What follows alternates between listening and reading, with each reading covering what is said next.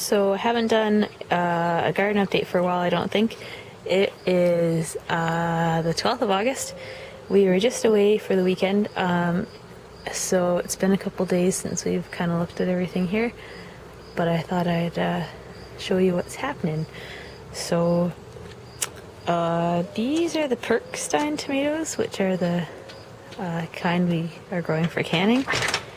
The ones that are in the pots up here on the deck have had a lot of blossom end rot.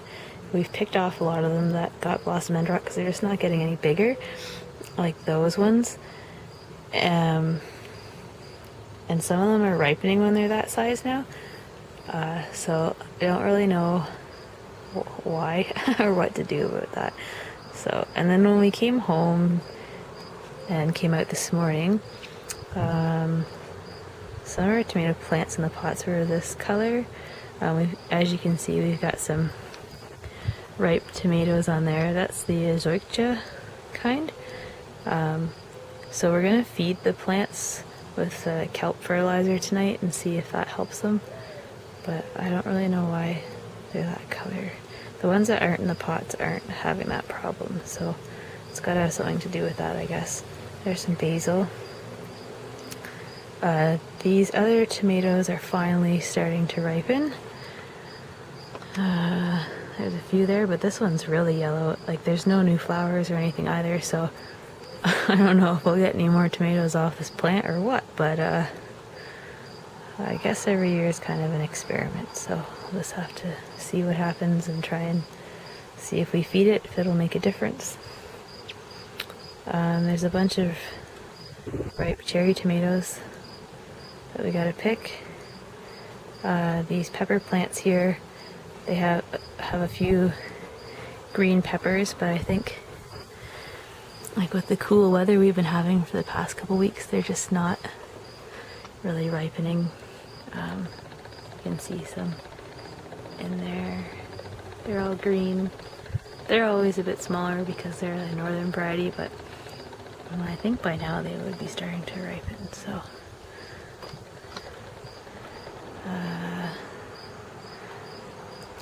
This tomato plant is supposed to have white tomatoes, so I think that one right there is actually like getting ripe. So, oh, and there's a yellow one. I wonder if that's overripe. Oh yeah, blossom end rot. And the weird one's still growing big and weird there. One cool thing is I'm getting a whole bunch of baby eggplants now, whereas last year I got flowers and no eggplants, I think because it was so humid. So that actually the cool weather, I think, has been good for my eggplants. So over here, there's the first bigger one. So I don't know. The fingerling kind, so I'm not sure how much bigger it'll get, but you can see there's a few other ones all starting there. These are more Perksteins here. You can see they're all really small, and some sort of wasps or something have made a nest back behind these. I've tried to pick the plants up, but when I do that, the wasps get kind of unhappy, so I can't really even move the plants now. So I don't know. You can see here's a bunch of the little ones that were ripening that got blossom end rot that we picked off.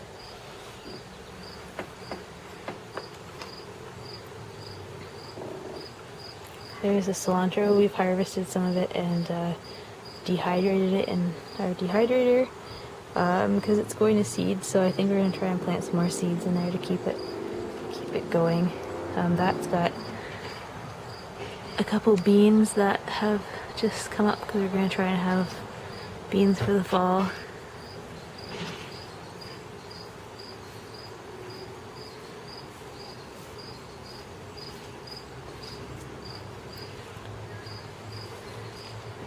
So we've got a couple more tomatoes here. That cherry tomato plant is also turning yellow. So I don't know why. I'll have to look it up and see if I can find it. Our tiger lilies are blooming now, and snapdragons and stuff over here. There's one of my sunflowers. The other one looks like crap, but it's still alive, so I don't know. I never have very good luck with sunflowers. And there's our massive cherry tomato plant that we actually cut back a couple times. I can see that it's starting to get it's got some ripe cherry tomatoes there that need to be picked. Here's a zucchini plant. I don't know if there's any big ones down here. I think I took one off just before we left for the weekend, so I don't see any big ones there.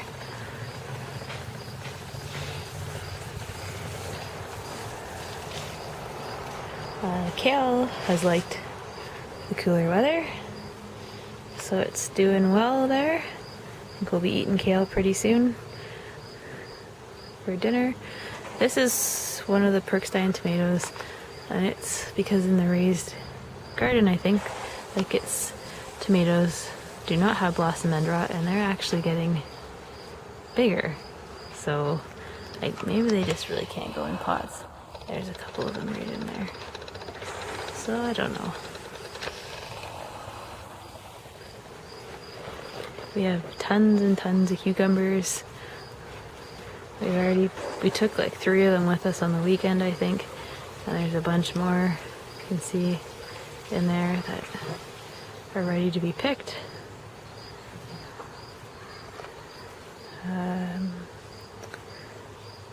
This zucchini plant has a big zucchini in it, I think.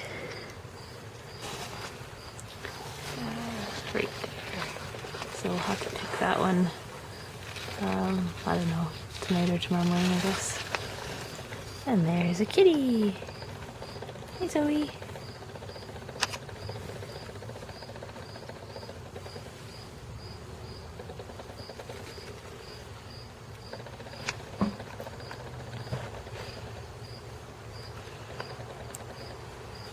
There's some more ripe cherry tomatoes. And that's a Perkstein actually in that pot too. And it doesn't seem to be that bad either. So I don't really know what's going on. This squash coming out of our compost is massive now. It actually comes all the way back here, trails down, and it's coming across our yard now. But I don't think it actually has any fruits on it yet.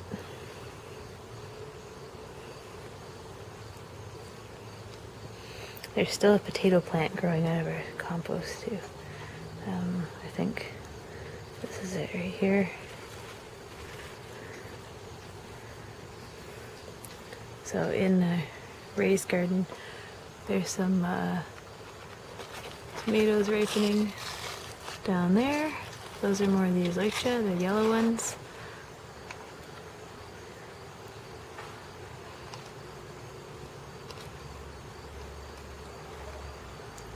Daylilies blooming back there. The anise hyssop is all flowering, and I don't know if you can see all the bees on it. The bees love this plant, and there's lots of them buzzing around in there. Wow, so many bees.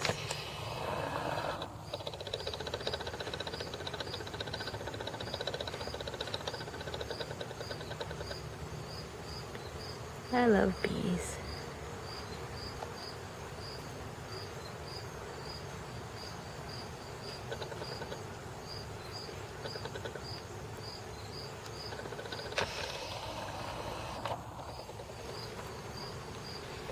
That tomato plant is supposed to have black tomatoes. And it's cool, it's got a few growing, so we'll have to wait and see if they turn like black or purple or whatever they do. These tomatoes, oh, this one's got a couple that are starting to ripen there. I've got a couple sunflowers back there that are trying to stay alive. So, bees.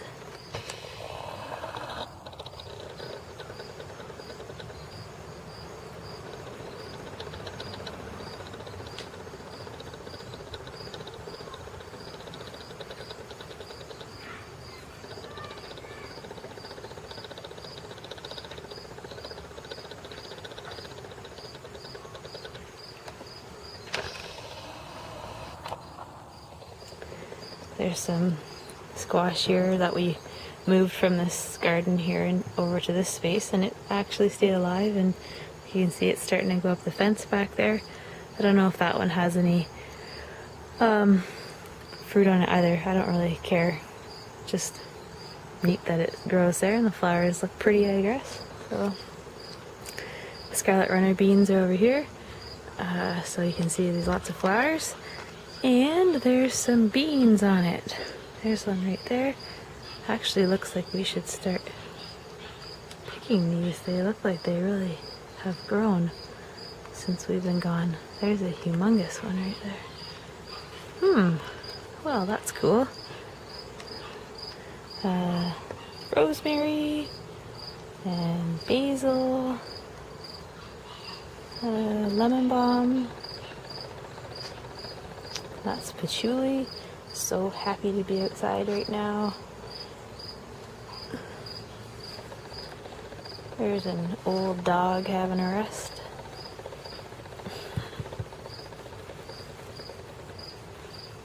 Hey, buddy. How you doing, bud?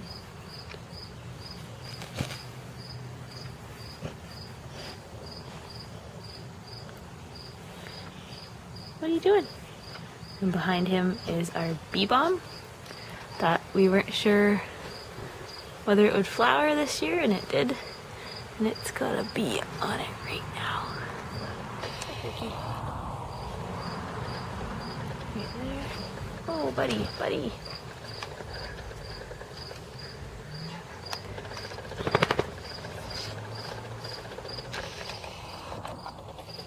I thought that you use the flowers for tea and stuff from this, but I was reading that you use the leaves. I think you can use both of them, but I didn't know you could use the leaves as well. So I'll have to look into that and see about maybe picking some of these leaves and drying them too. There's another bee.